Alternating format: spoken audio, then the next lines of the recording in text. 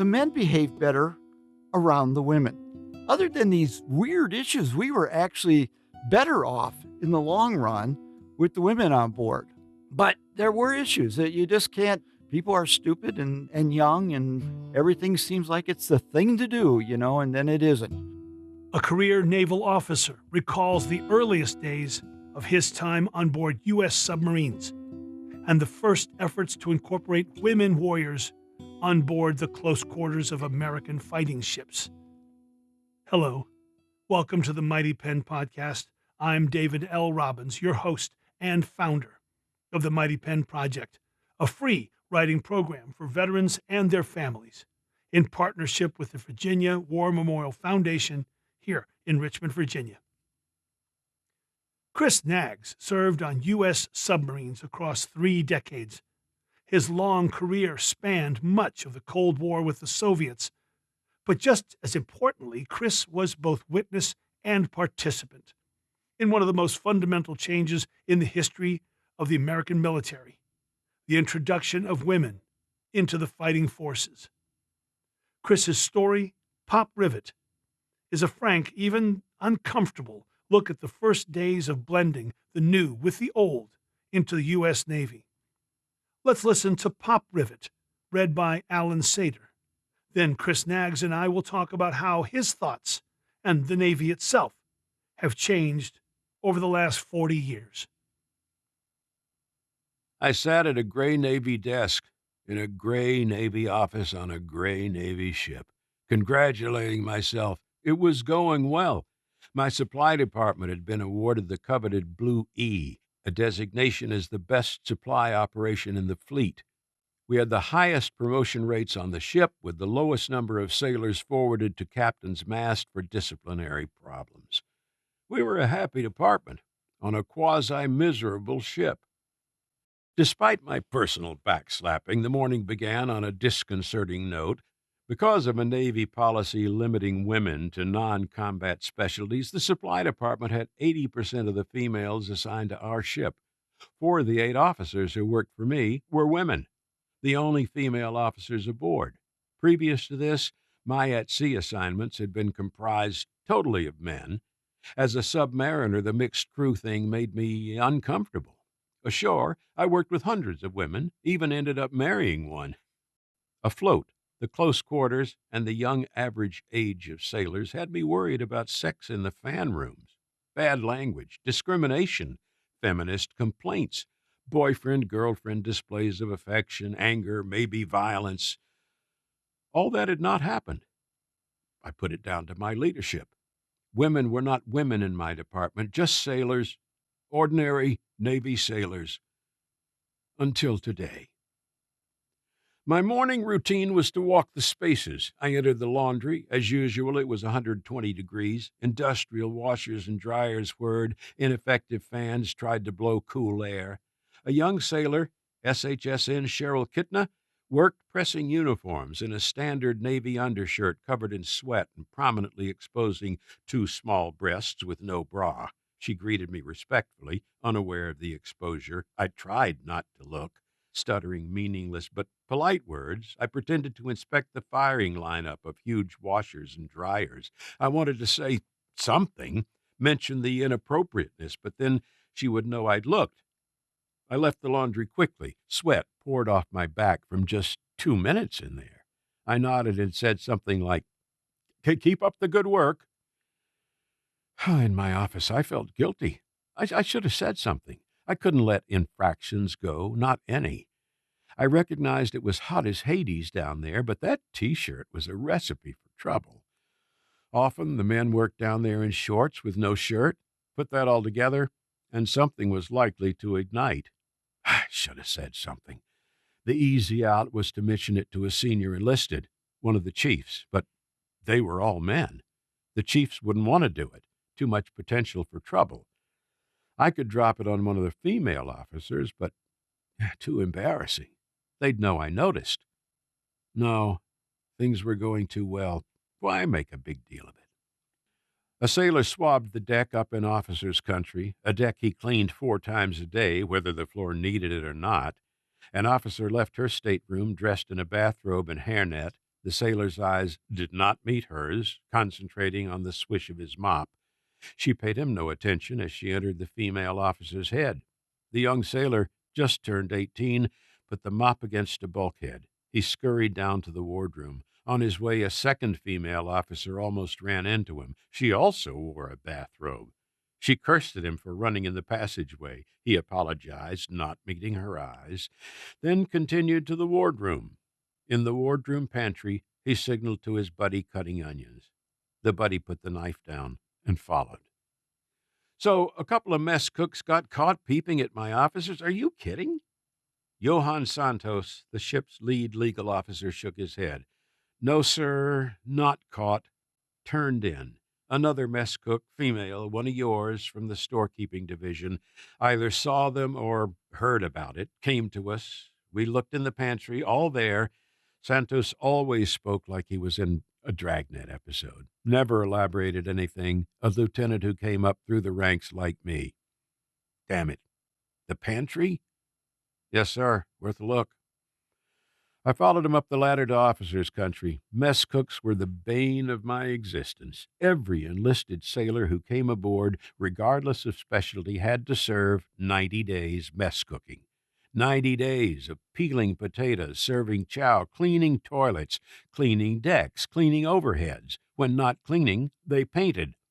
All were the youngest sailors aboard, already pissed off about being in the Navy on a ship, and now subjugated to being servants of the officers and crew. But this was a rite of passage for a U.S. Navy sailor. Most of them completed their 90 days sullenly, but it was 3 months of being the butt of jokes and demeaning remarks until they were transferred to their rightful division. A lot of these kids got in trouble. For that 90-day period, they were assigned to me. When things went to shit with them, I had to step into the crap pile and figure out what to do. Sometimes I felt more like a juvenile court judge than a full-up commander in the world's most powerful Navy, and that's why I liked Santos. Despite being a lawyer, he remembered what it was like to be 18, making $310 a month as an indentured servant.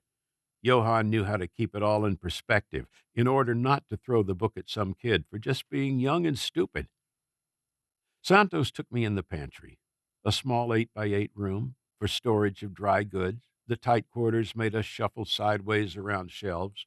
We stepped over industrial-sized cans of tomatoes, bags of flour, and enough cooking oil to supply a fast food joint for a year. You see how? Too easy. Knocked out the pop rivets. Female showers behind this sheet metal. Made a seat of the sugar bags, piled up stuff behind, used the shelves for cover. No light would come through, no alert for any female officer who might be in there. Santos turned off the lights. Small bright circles glowed in the missing pop rivets, 3 in a row, 12 inches apart. I sat on the sugar bags and looked in at a clear view of all the shower stalls 9 feet away. As usual for Navy ships, there were no privacy doors or curtains, just open, like I and every other sailor had showered for years. How long did they do this? Santos turned on the lights. 2 months, at least. The 2 kids been here that long, might be worse. Rumor floating. This bit passed along from mess cook to mess cook over time.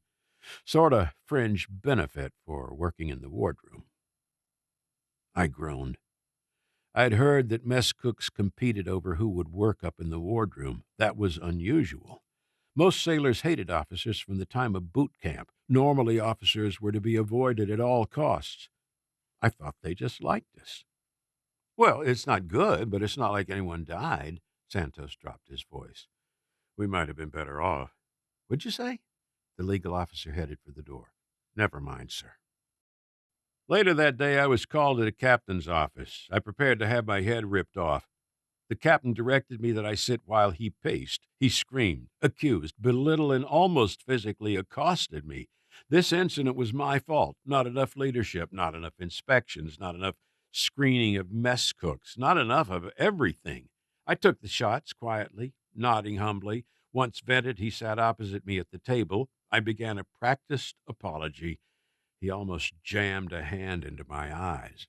I'm taking him to court-martial. The captain folded his arms defiantly. Yes, sir, I guess. I mean, it's a bad thing, but They're only 18. Stupid behavior, but a court-martial seems a bit much. What does legal say? The captain stood again, leaning on the table, screaming, "You think I give a flying fuck about what legal says? They said the same thing as you. Haven't you been following this tailhooks thing? Officers who weren't even there are being forcibly retired. A promotion can't go through unless they can show Congress they hadn't attended tailhook, didn't know there was a tailhook, and didn't know anybody at tailhook. You think I'm going down the same road? Half my class at the academy is under investigation or being forced to go home, and they'd never fucking heard of tailhook. I'm taking these kids down, and anyone else who helped, past, present, or future." I raised my hands in surrender. Captain, just 18 years old. Half the movies we show on board celebrate that kind of stuff. Animal House, Revenge of the Nerds, others I can't remember. Hell, sir, if I was still 18 and mess cooking, my eyes would have been glued to that peephole. Hands on hips, the captain looked disgusted. I'm going to pretend I didn't hear that. That's enough to court-martial you for aiding and abetting. That's why former enlisted shouldn't be officers, always apologizing for the troops. Our job is to kick 'em in the ass. Get out of here, Commander. I did what every officer does when his captain is wrong and out of control. I quietly said, "Yes, sir," and walked out, shutting the door softly behind me. 2 days later, I stood in the female bathroom watching the placement of not one, but 2 additional layers of sheet metal on all 4 bulkheads. The engineer bitched as he worked. "These extra layers are just going to trap moisture, and the cabin wants me to seal off all the ventilation ducts. Sir, this place is going to smell like an outhouse in 3 months. And 3 combination locks on the door? Who's going to remember all that? I'll be up here once a week punching out a lock to let people in."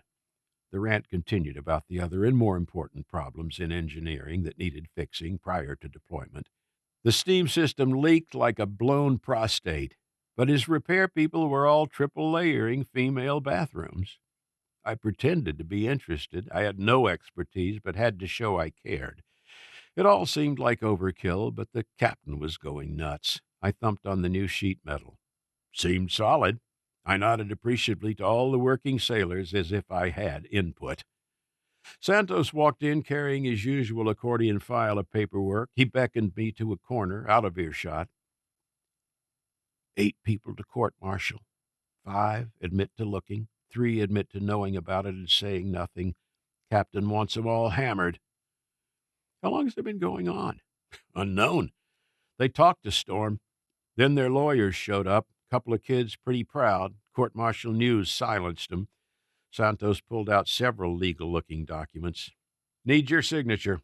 Captain wants them transferred to the brig. Says they've become celebrities on board." I grabbed the sheets. 3 of the sailors, the 2 first caught peeping, and 1 other working down in the galley, were mine. The other 5 had been in the wardroom area some time ago, but transferred back to their divisions. I signed the documents. "So, the captain is still hard over on court-martials?" "Yeah, all of them, peeping or not. Ashore legal guys don't like it. Felony convictions for a prank? Way too little for court." Santos stuffed my signed copies back into the file. I shrugged as new pop rivets entered the metal. "So maybe they'll get it canceled, referred back, dismissed, whatever it is you lawyer types do." "Not a chance. Politics pushes for drama. They want action." I barely listened while I touched the area now covered where the peeping happened. Santos said something about their guilt, already established, bad conduct, discharges, maybe jail time. I walked out, rubbing my temples. Santos followed. "Captain wants to charge your food service officer. Dereliction of duty. Should have known about the peeping. Stateroom on the same floor." "Well, so is mine. In fact, the executive officer sleeps right across from the pantry door. Charge everyone. What the hell?" "An officer has to go down. His quote exactly. If not him, then you. Stay out of it, Commander. It's a loser." I talked to each of the 4 officers who were probably peeped. They seemed all right. No big deal to them. Gave them the rah-rah speech about the big deployment, go Navy bullshit. It doesn't matter. Out of their hands, out of yours. Bigger problem. The girl who reported the peeping is catching hell. Crew calls her a snitch. Took up for officers over them. My sources say it's serious. Your female officers are taking heat, too. My officers are pretty tough, but I'll bring the seaman in, find out the scope of the crap she's getting. This whole goat rope's been blown out of proportion. Santos walked away with the papers. I thought he said something like, "It's just starting," but when asked, he said, "Never mind, sir." 2 weeks before deployment, I talked to the seaman who turned in her fellow mess cooks, a pretty shook-up young lady. She did the right thing, but was now paying the price. This wasn't a man versus woman thing. This was wardroom versus the deck plates. There'd be no solving this with a pat on the back or speeches to the crew. I had her transferred to a ship on the East Coast, made sure her record reflected that all her mess cooking time was complete, gave her top evaluation marks. It wouldn't help much. Word would eventually filter all the way across the country. 450,000 personnel in a Navy that was one big gossip pit. The news media caught wind of the peeping. Not a big story, just another line in a growing list of Navy offenses against women, real and perceived.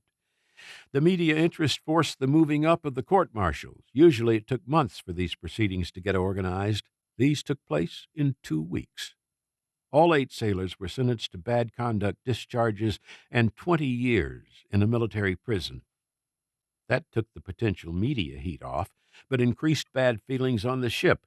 Johan Santos told me there would be an appeal. It wouldn't go anywhere. No Navy court was going to overturn a conviction like this in the post-tailhook climate.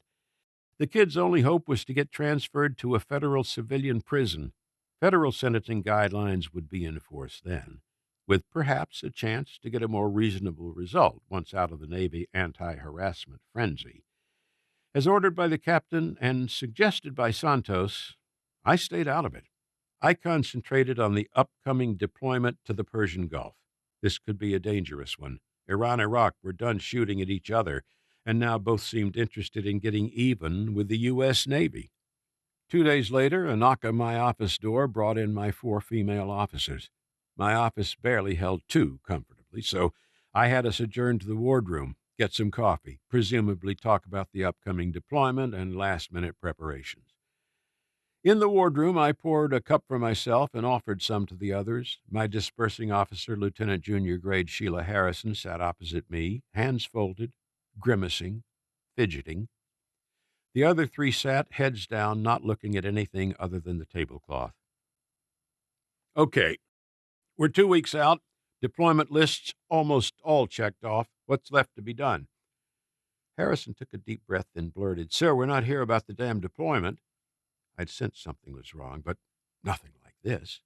Harrison looked like she was at a protest rally. The others at a funeral. I waited. "We want off the ship. No, we demand to be off the ship right now." Harrison's fist slammed the table. The others looked up at the noise, but returned to staring at the tablecloth. Harrison produced a folder and pushed it hard across the table. It was not only a request for transfer, but also to be discharged from the Navy. My gut twisted. Not what I expected, not in a million years. I stayed expressionless. I'd misjudged something. For 30 seconds, nothing was said. Then Harrison demanded, "Well, are you going to sign it?" "Are you going to sign it, sir?" Harrison mumbled something, then said reluctantly, "Sir." The other 3 officers seemed to quiver in unison at the exchange. I made a come-on motion with both hands. I wanted her to talk because I was lost for words. I'd never had this happen before. "You don't know what it's like. We've been violated. The entire crew knows. They make fun of us." Lieutenant Harrison faltered. Her words grew less ardent and softer. She had a prepared speech she didn't remember perfectly. It began to jumble.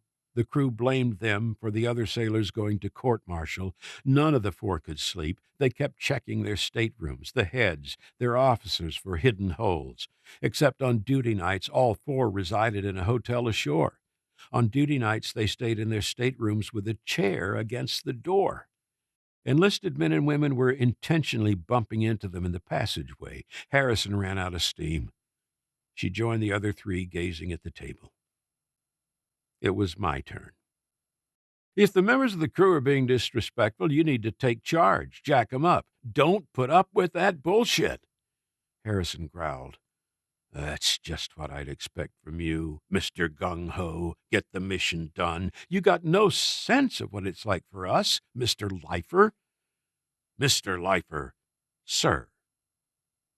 Harrison did not respond with a sir, but in the lengthening silence, one of the other officers did. I held to an easy, passive voice, not wanting to reflect my absolute surprise. I appealed to reason. "We're 2 weeks out from deployment into a war zone. You're great officers, my best leaders, probably. Over half the department is women. I know many look up to you. One of the reasons you're here is to help old assholes like me transition to this new Navy. Help everyone transition. You just can't leave." I found myself with hands folded in a pleading gesture.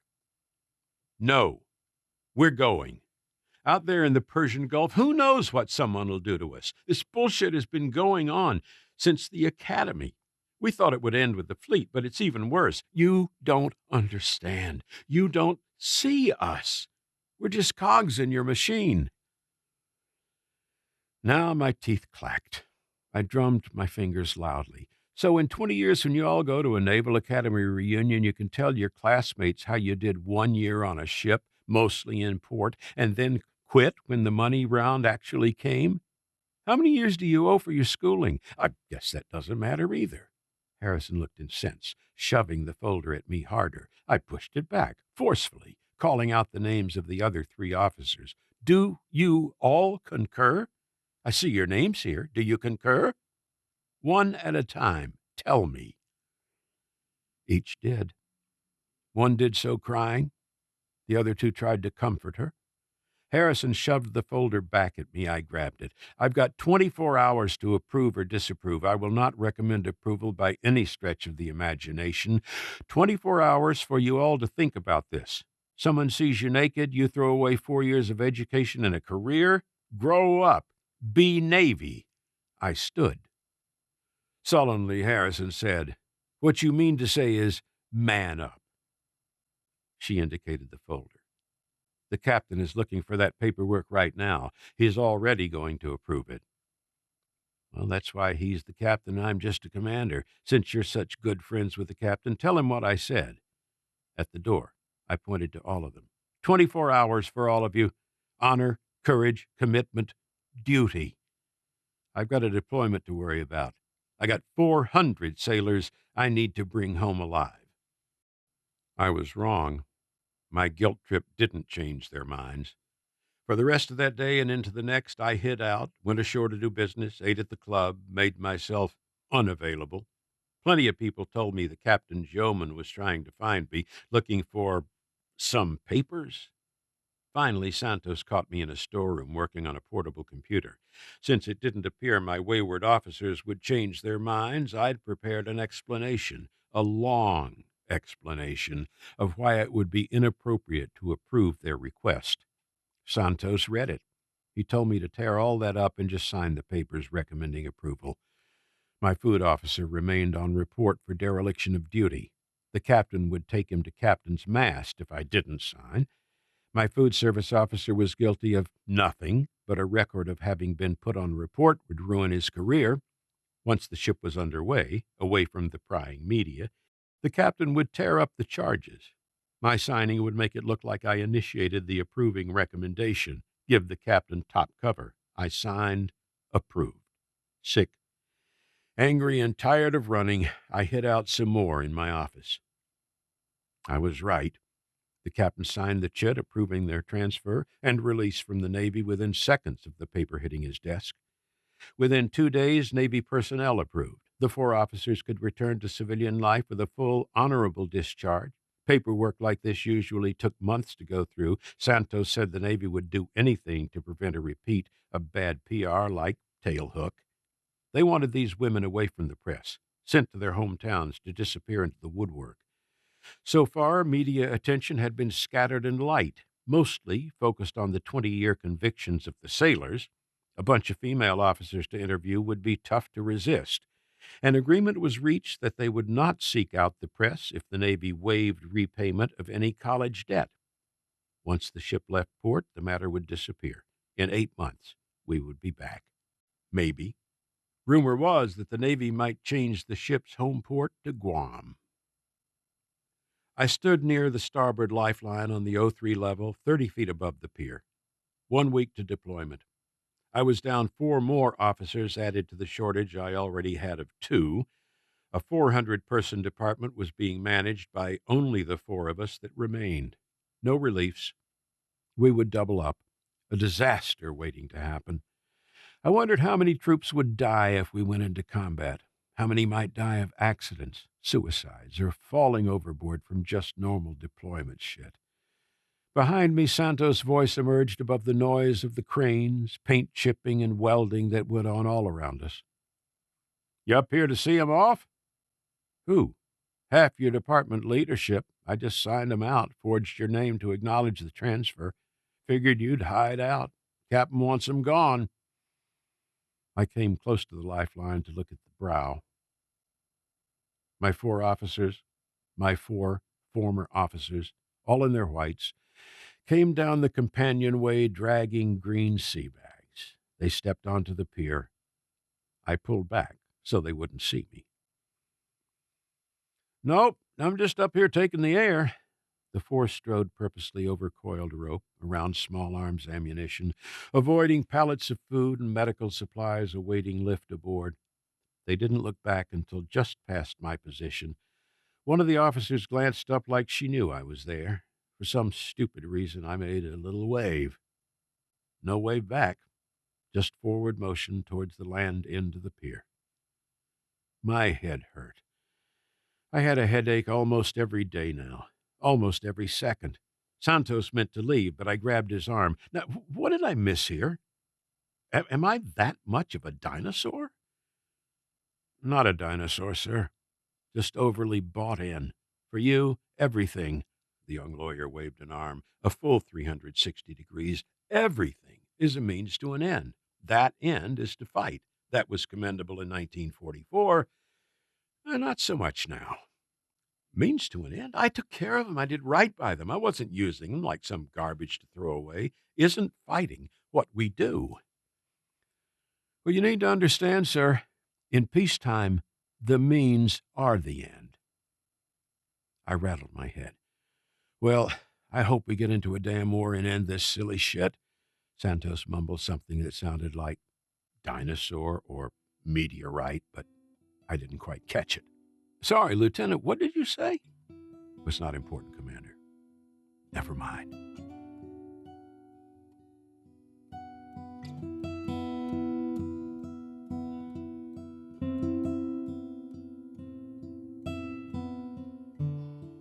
That was Pop Rivet, read compellingly by Alan Sater, written by the gentleman in front of me, Chris Knaggs. Chris, long naval career. You retired as? A Navy captain. Describe a Navy captain for people who don't know. Geez, if you're in the Army, it's like a full colonel. You wear birds on your shoulder. You have command. Fairly senior. Most of the Navy captains serve at least 30 years. Chris, my brother, that's an uncomfortable story. I was uncomfortable listening to it just now, and I have a list of really uncomfortable questions to ask. And my discomfort is all retrospective. It's all looking backward, right? It's all because this story is about the cacophonous, chaotic, swirling, kaleidoscopic early days of incorporating both sexes into the fighting forces. And this story is about incorporating women into a large ship, 1,400 crew, yeah? Yes. A sub-tender. And you were, what were you? You were the XO? I was at that time, I was actually the supply officer, which on this big ship, which repairs submarines and everything, the biggest department, the number 2 on board, is actually the supply officer. Okay. Yeah. So big job. And half your officer crew is women at this point. Pretty close. Yeah, Okay. Pretty close. Now, you made it real clear in this story, and I've known you for a while now, that women in the military, you're obviously in favor of it. But when this happened, I know today, looking back, it's worked fine and you're happy with it. But in these early days, were you still on the fence? Where was your head in the Chris Knaggs you're depicting in this story? I'm not sure I was really on the fence. I kind of saw the necessity of it just from a recruiting perspective. And I recognized in the Navy that we weren't a Navy that was hauling lines and pulling sheets down from the main mast. We were mostly pushing buttons and doing what they always You were did. priming cannons at this Yeah, point, we right? weren't doing stuff like that. I was a little bit concerned because the experimental grounds were all the supply departments, okay, and the bigger ships that could separate the women. And the supply ratings, storekeeping and dispersing and everything were such that you didn't need all this engineering expertise that most of the we had graduated out at that time. And a subtender was full of engineering expertise. It would take years before we could get the women up to that. So to get us started, they still weren't allowed in what was called the full up combat ships. Was get them to the supply departments. Let's get this started, and let's work our way around it. So it was kind of baby step. And give them a taste of the Navy, give women a taste of leadership, and give the men in and around them a taste of being led by and sharing close quarters with women. Correct. And the fact was that a number of the women on board now were enlisted. So they needed some role models, people they could talk to with this relatively rough old world group that were on this subtender. All right. So you have a large contingent of women on this subtender, and you had concerns. You listed them in the story. You were concerned about overt vulgarity and leering and sexism. And in the end, it wasn't a big problem. You attributed that, of course, to your own leadership. Naturally, Naturally. naturally, as anybody would. Would. Yeah, of course. And as you know, it had to be. You didn't even have to say it in the story, my brother. I said, "That's Chris right there. That's his footprint." But then this happened. Now, you used the phrase maverick. Explain what a maverick officer is. Well, a maverick officer is someone that's a little bit outside the box for where the traditional officers go. Okay, they look at things from a little different space. Like when the women started coming aboard ship, there was clearly resistance, but there were officers that were like, "We can make this work." Well, that was a small minority, and they were maverick officers to start. And I think the Navy was trying to make that not a maverick thing anymore, but a standard. We're going to make this work, and you're going to do it whether you like it or not. Mavericks typically also rise up out of the enlisted ranks. Is that so? I would say you'll find more, particularly if they go all the way through and they become officers, which I did, because they never forget quite what it's like to be 18 years old, Right. away from home for the first time, seeming like you're the brunt of everybody's demands and you have no life. And And that was a source of your empathy for these young men. And you even admitted to the officer, like, look, dude, if I was 18, I'd have been looking through those pop rivets. And he quite wisely advised you to never say that again. The captain of your ship was extremely aware of the circumstances surrounding this event on your ship, and those circumstances were tailhook. Give us a quick primer on tailhook for context. well, Telk was, is an amazing, stupid thing. It was held in Las Vegas every year. Naval aviators got together. I don't even know how they made it without getting a fraud, waste, and abuse thing, but they basically went there for professional development. And there was a little of that, but mostly it was a giant party It was Vegas. with a lot of drinking and a lot of what we would not even call criminal behavior, if not just purely inappropriate. In fact, I think most of the Navy, when they heard about it, either said, "How did they get away with this?" or "Why wasn't I invited?" Ugh, But it was terrible because they had some women flyers. They got liquored up. They took them and put them through a gauntlet where they were manhandled. mm. And these were qualified naval aviators, these were warriors. And of course, the Navy and its standard thing was the first thing is to deny it and to not say it's true and to blame the victims. And then gradually Congress gets involved and it just blows up. It just says, you guys aren't getting it in the Navy. all right, and you aren't getting it in such a big way, we're going to start dictating to you certain things, certain amounts of women you'll have on board, certain things you do. You'll not get another ship appropriated until we get to certain steps. I mean, and then they started taking out flag officers and that really had nothing to do with tailhook at all. I'd never been there, but it was that leadership conundrum. No, Mhm. wait a minute. How could this happen in your Navy if you were in charge, Right. you Now, know?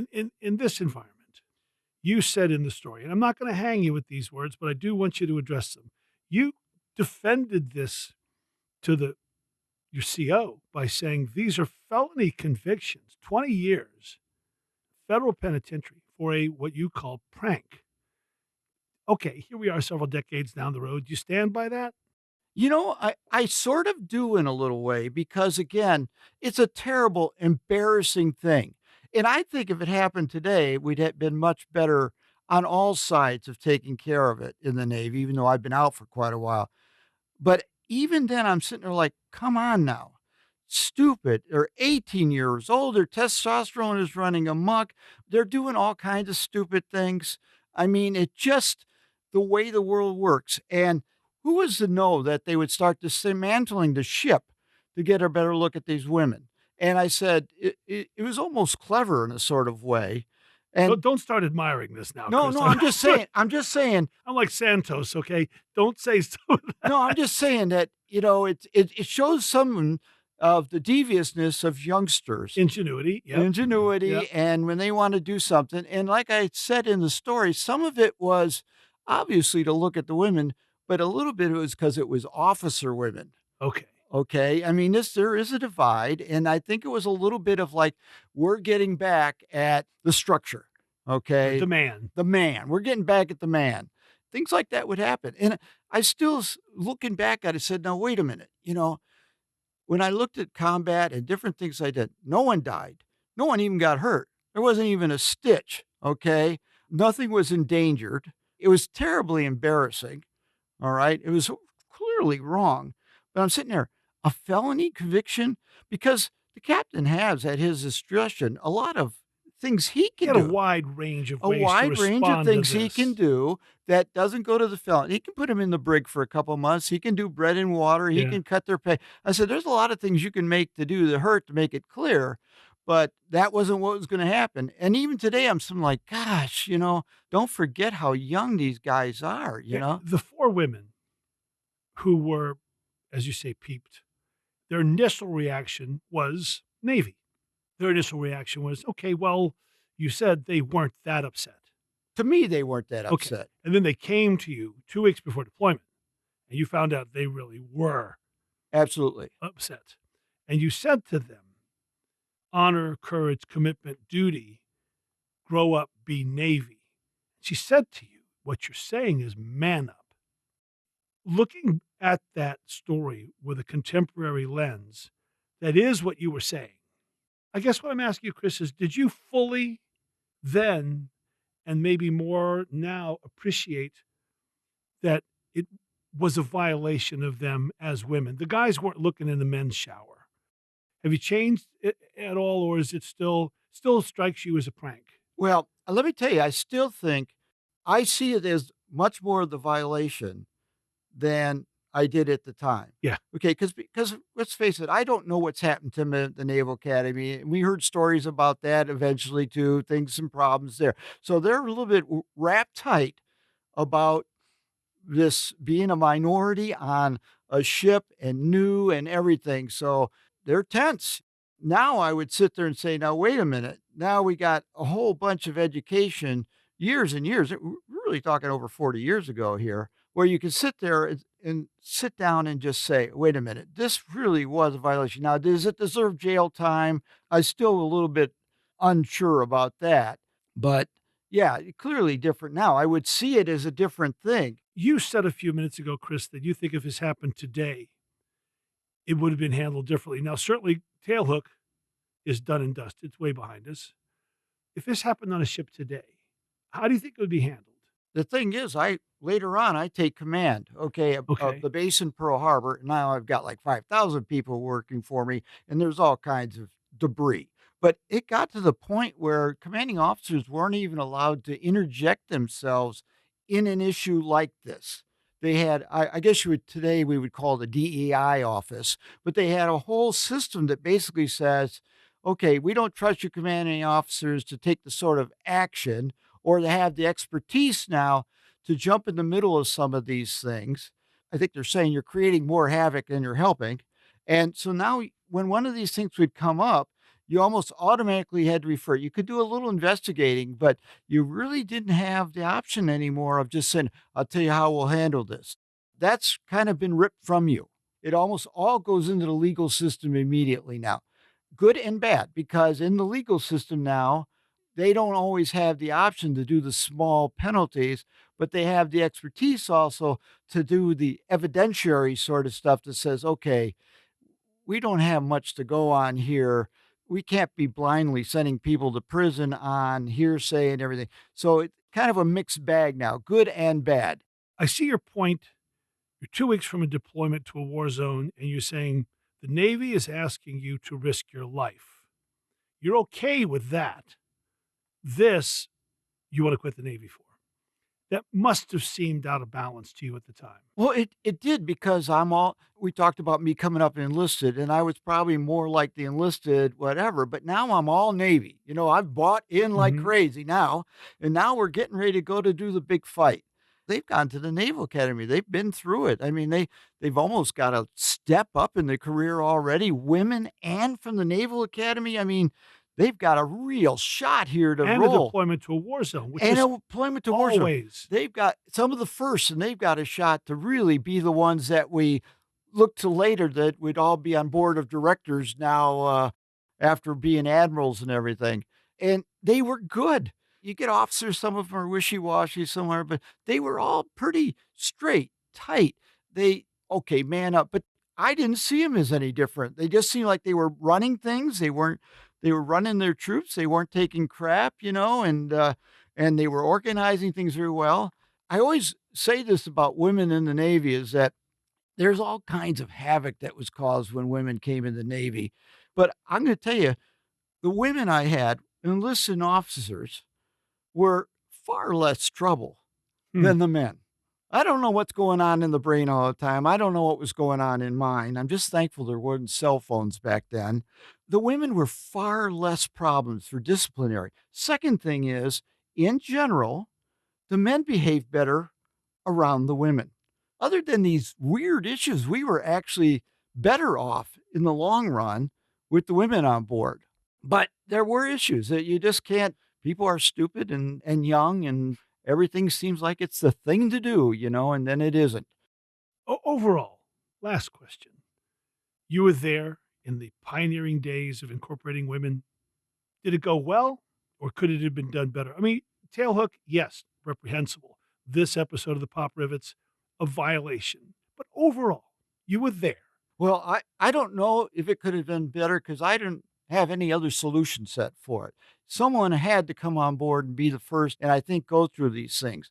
I think the things that made it hard were all the people who were outside the Navy who were putting the pressure on, beyond this incident. A lot of the women like to say, don't give us separate quarters, or you can give us separate quarters, but don't give us special anything. This causes, resentment and stuff. Just treat us like everybody else. And we seemed, because it was Congress, everything seemed to be rolling over backwards to give an advantage, if you could say, so we wouldn't have trouble.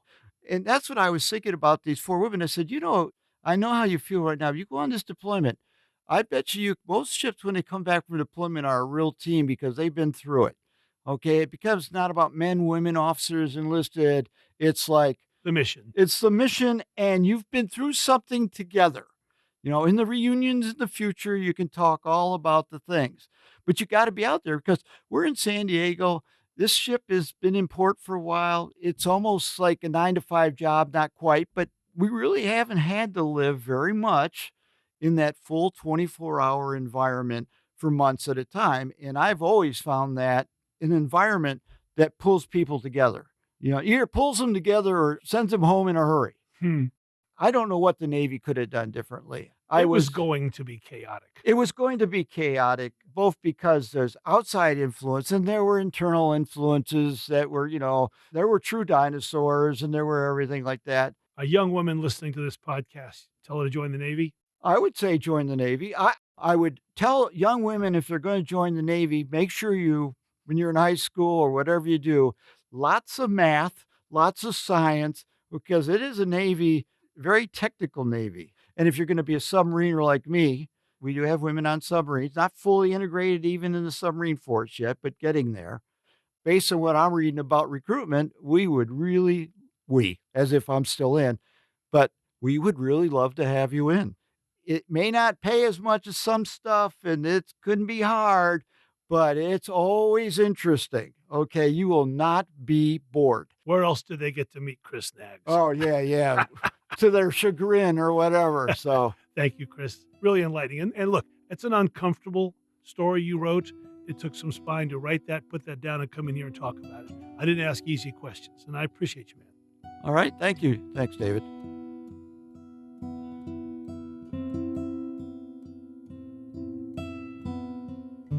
The Mighty Pen Project is a free writing program for military veterans and their families, offered by the Virginia War Memorial Foundation, a 501c3 nonprofit. If you'd like to learn more about the Mighty Pen, or just send us your thoughts, email us at mppodcast@vawarmemorial.org, or use the link in the podcast description.